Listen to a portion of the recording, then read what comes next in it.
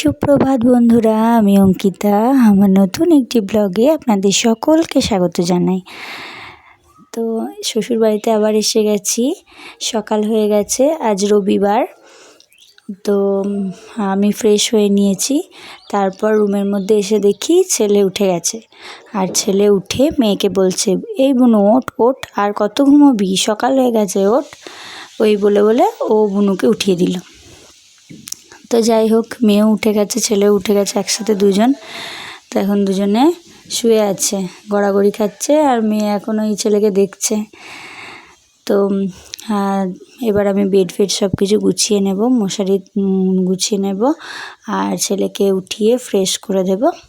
তো আমি এখনও চা খাইনি, শাশুড়ি মা নিচে চা করছেন, তো চা নিয়ে আসবো, ছেলে আমি একসাথে খাবো।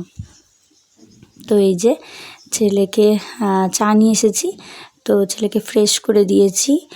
ওর জন্য গুড ডে বিস্কুট আর আমার জন্য ম্যারি বিস্কুট। ও চা খাবে না, তো চায়ের মধ্যে ডুবিয়ে ডুবিয়ে একটুখানি বিস্কুট খাবে।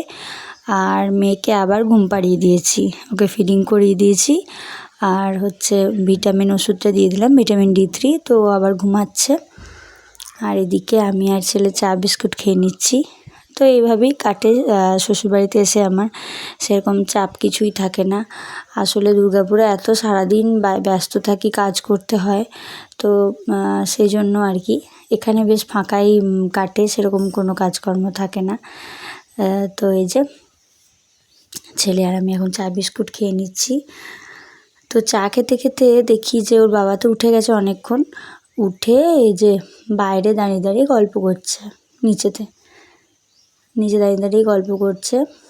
আর এদিকে ছোটো ঠাকুমা যাচ্ছে কোথাও আর কি।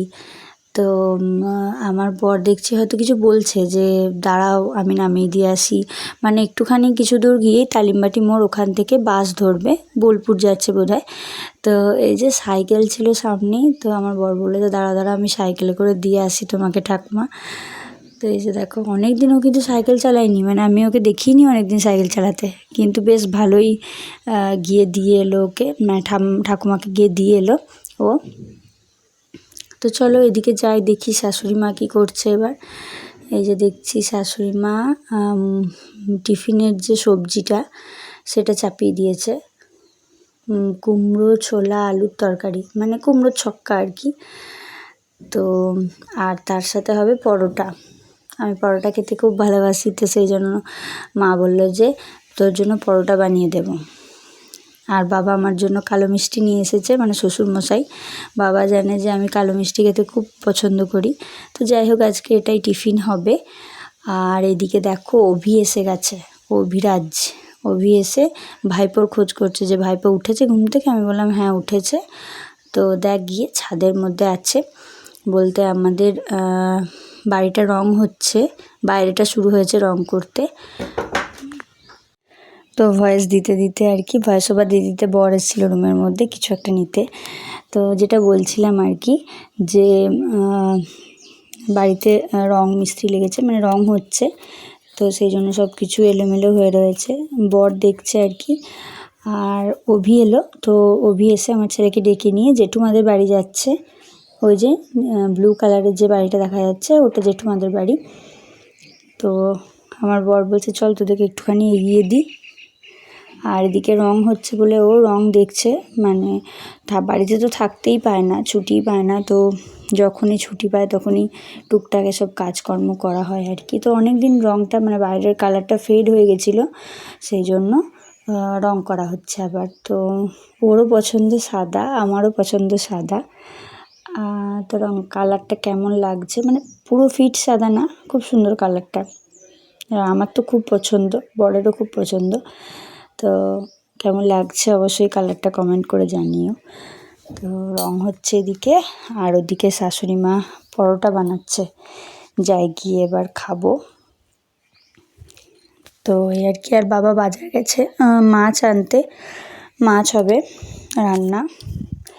এই যে এসে দেখি যে মা এদিকে পরোটা বানাচ্ছে, ছেলেকে খাইয়ে দিলাম মাঝখানে, ছেলেকে আমি খাইয়ে দিলাম, কাকিমাও খাইয়ে দিল অভিকে।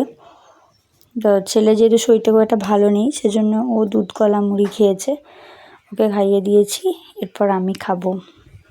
এই যে পরোটা, কুমড়োর ছক্কা আর এই যে ল্যাংচা আর শশা নিয়ে নিয়েছি। তো এবার খেয়ে নেব।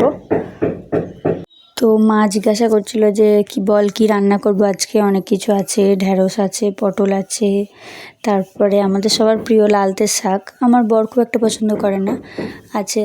তো চল দেখি কি রান্না করা যায়। তো যাই দেখি, মাকে গিয়ে বলি লালতে শাকটা করতে। আর এদিকে দেখো আবার দুজন বাড়ি চলে এসেছে, এসে মুখোশ নিয়ে খেলা করছে। তো মাছের ঝোল হবে, লালতে শাক হবে, এসব আরও অনেক কিছু রান্নাবান্না হবে। চলো শাশুড়ি মা আর আমি মিলে দেখি কি রান্নাবান্না করা যায়। তো আজকের ব্লগটা এইটুকুই থাকলো। কেমন লাগলো অবশ্যই কমেন্ট করে জানিও। সবাই খুব খুব ভালো থেকো। আজকের মতো টাটা।